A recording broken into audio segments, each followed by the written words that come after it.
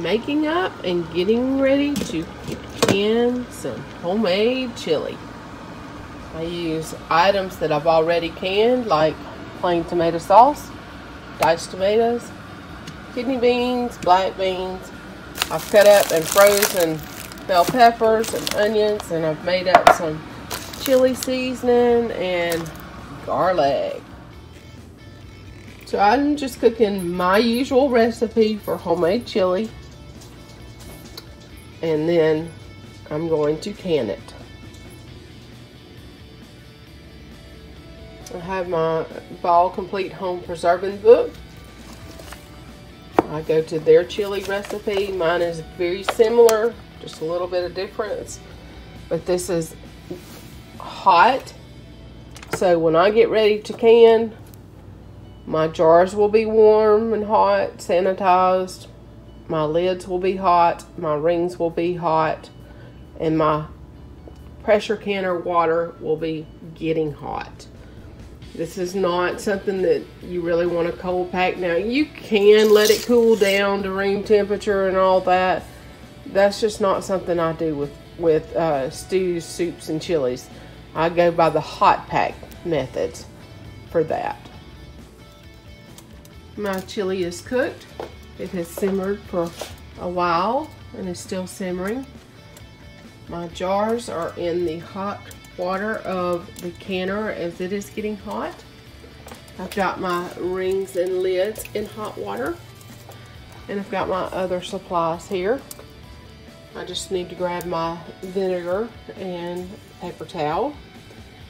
But you'll notice I do have some lemon juice sitting here. This is not a requirement with a recipe such as this. I used my canned tomatoes that I had already canned that had lemon juice in it. It does not affect the taste. I just feel safer putting a little bit more acid in it. That is my personal preference. That is not something that you have to do. So, I've got quart and pint jars, and I put 2 tablespoons per quart and 1 tablespoon per pint. Just makes me feel better. Like I said, it's not something you have to do. But as I get ready to can and I pull those hot jars, I'll add that lemon juice and ladle in my chili.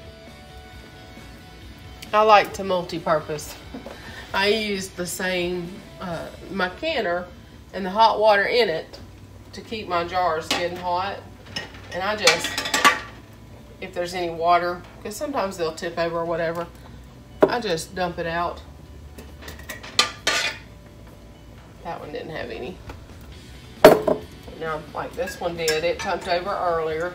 So I'm just going to pour that back into the canner because that's part of the measured water. And I'm going to get these jars set out. They're not scalded dog hot, but they are very hot. Too hot to handle at the moment.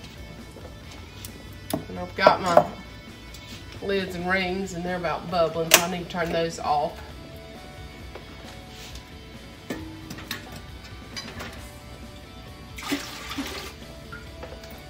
Okay, now then, I'm gonna get my lemon juice because that's what I'm comfortable with,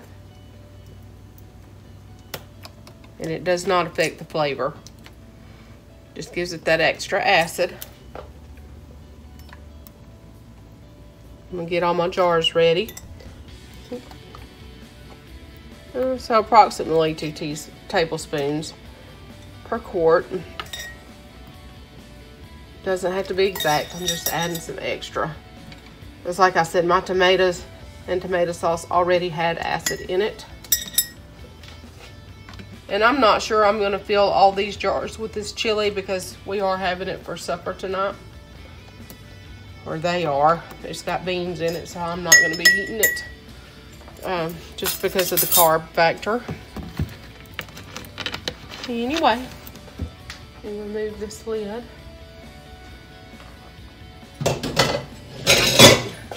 think I hear PoorBoy pulling up, so it's probably going to get barky loud around here. I just wanted to show you that you can can soups and chilies that you make, your recipes, as long as you take precautions.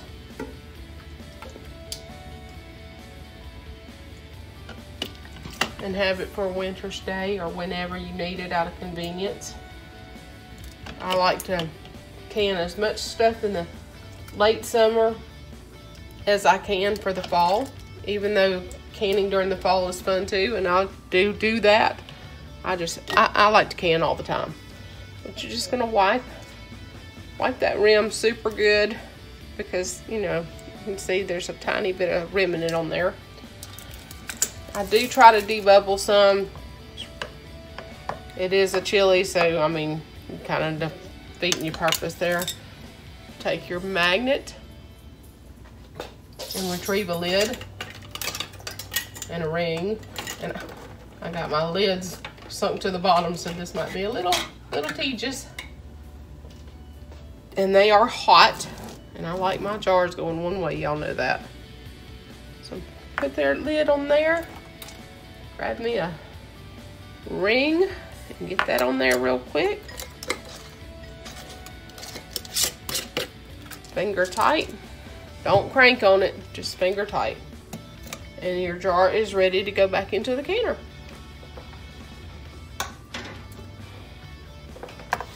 And I just do however many jars I'm gonna do. Load the canner. If there's not enough jars in the canner, I'll either do filtered water to sterilize it, or since processing chili for me at my altitude of 10 pounds of pressure is for 90 minutes, I could also put some dry beans in there.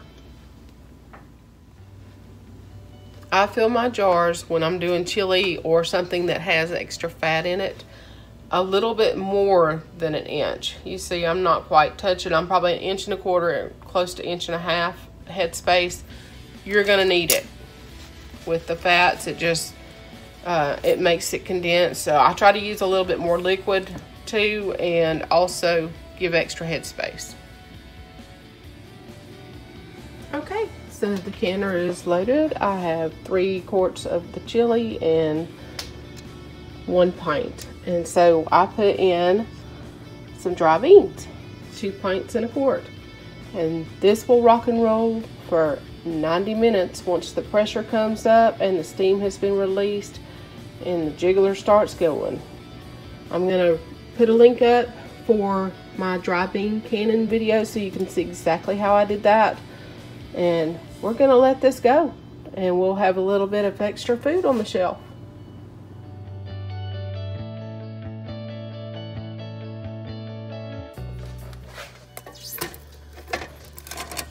And this is the finished product, canned chili.